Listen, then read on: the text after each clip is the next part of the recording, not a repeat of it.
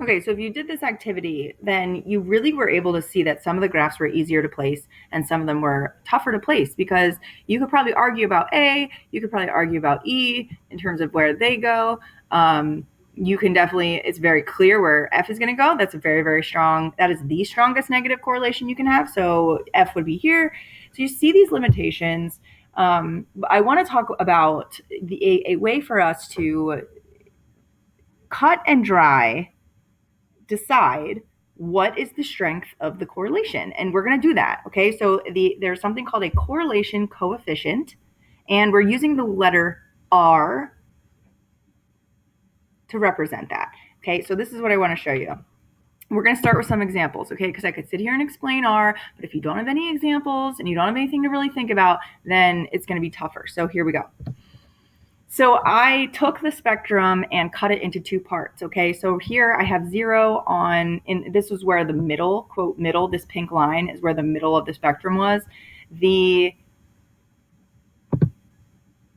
correlation coefficient for the absolute middle, there is absolutely no correlation whatsoever, is R equals 0. So if you have an R value that's close to 0, so maybe it's 0.1, okay, or even 0.2, I think, statistically significantly 0.2 is really, really weak as well.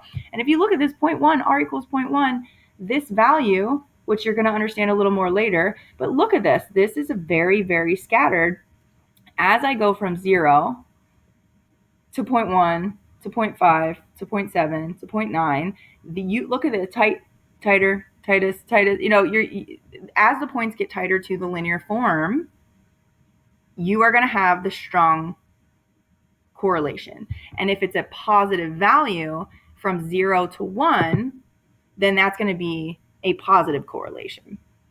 If we look at the other side of the spectrum here, where now I put 0 in the middle, but now it looks like it's to the right, so I just cut this in half, we are going to be looking at negative values. So if you have a negative value, it's the stronger correlation value of R that's going to be -1.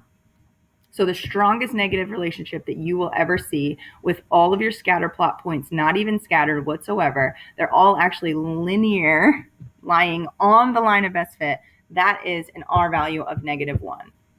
Okay, and so we know that is so, so strong. We are expecting X to predict Y 100% of the time.